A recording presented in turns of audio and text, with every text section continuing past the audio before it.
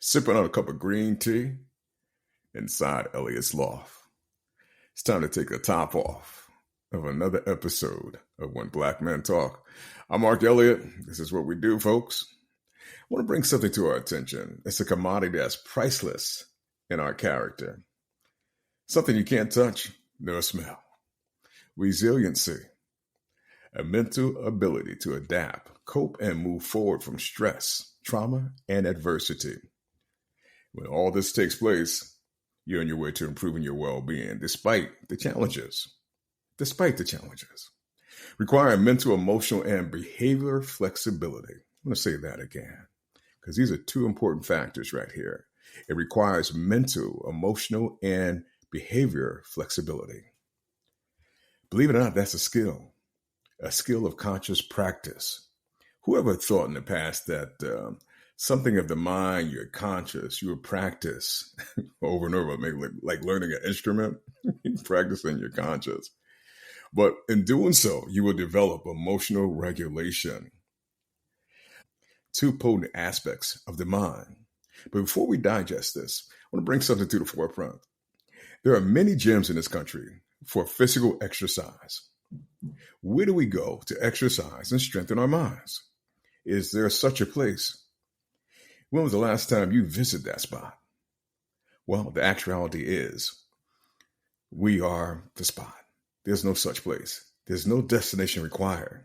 The location travels with us every single place we go. It's the mind. The heart and mind are significant gifts from God that requires strengthening and exercising. Over the years, with our grind, I think we have lost focus of those gifts. Think about it. It's not many times we really talk about our minds. We talk about stress and stuff of that nature, but we don't talk about strengthening or exercising the mind. We'll go for the body. We want, improve. We want to live longer, stuff of that nature. We'll eat certain things that benefits us in the long term for our health. But generally speaking, we don't really focus on exercising and strengthening the mind. Why is that? Why is that we don't even think in terms of strengthening and basically making our mind stronger? Partly because the thought of it doesn't sound comfortable. It doesn't feel like it's comfortable. So we kind of fade away from it. We tend to overlook strengthening our minds. Imagine this for a second. If you gave someone an awesome gift and that person chose not to use it, you want to go back and get your gift from that someone? Yeah. Here again, it's an awesome gift given to us from God. So for me, I think it's our responsibility, our duty to strengthen it, work on it, to improve it. Just don't take it as it is and not develop it. It's a beautiful gift. We should tend to grow and stretch our mind, not necessarily by reading books, but expanding our mind when it comes to handling certain life circumstances. Resiliency alone exercises the mind, strengthens the fibers of the mind. The adaptability alone works the mind. Behavior flexibility, our ability to be persistent and use endurance when faced with obstacles. The capacity to modify your behavior to fit unexpected situations. Wow. This procedure strengthens and grows the mind. Like muscles, the mind allows the ability to resort back to normal. If it's pulled a little bit, it goes back to being tight. That's the familiar reaction. It has to be stretched for flexibility, like any muscle or any tendon. Yeah, you have to stretch it, which allows flexibility. Non-stretching of the mind will not benefit you. Exercising our mind, the mind's most valuable gift bestowed upon us. There's an old popular phrase used to be thrown around years ago. You don't hear too much about it anymore. But it basically stated a mind is a terrible thing to, well, you know the rest. I don't have to fill that part in. Dealing with negative emotions, but maintaining hopefulness, that's the key. Because negative emotions will come, whether you invite them or not, they will show up. But maintaining hopefulness during those times when they show up and they're present, that's the key right there. Part of regulating your emotions, a skill of maintaining your emotions in a healthy way that forces ones to maintain emotional balance and respond appropriately to life challenges. If we stand back and think about it for a second, there's a lot of people caught up in different situations for the most part because they cannot regulate their emotions. Something may have happened traumatic. Something that happened hurt their feelings, and their response to it, for the most part, was not one basically of emotional balance. So they put themselves in a situation that kind of made the situation itself greater and harder when it didn't have to be. Now, if we go back to maintaining our emotions in a healthy way and using them to basically balance and respond properly, I think a lot of things we see happen in our lives would be done differently. Your conscious control, your emotional arousal, changing how you think about situations emotionally regulates and aids, which in turn will be great for the well-being of your soul. Emotional regulation doesn't get the attention necessary. It really doesn't. Very seldom you even hear the phrase thrown up, because a lot of times we're acting on our emotions. We get caught up in our emotions. We respond with our emotions. But there's some regulation that really needs to basically be done.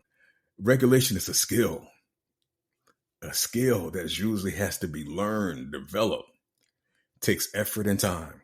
It's been a while since we kind of thought of the mind being something of skill to go with our mind. We just basically think real quickly and roll. But in reality, emotional regulation has to be learned, developed. It takes some time. It takes some effort. It takes you out of the norm, out of the comfortability. Understanding what you're feeling, pausing before reacting to influence, the intensity, helps regulate, modulate emotional arousal, and expressing your feelings in accepting ways rather than acting impulsively. That's the war right there. That's the battle. That's the fight. To not act impulsively. And you can act impulsively by a lot of things, man. I know when I go shopping for clothing, sometimes I'm looking at something, I'll look at it, and I'll say, do I really want to buy this? And I kind of pull myself back, not on the impulse. I look at it, what you feel that before it happened, when you see something that you like, I pull myself back a little bit. You know what? Give it some thought.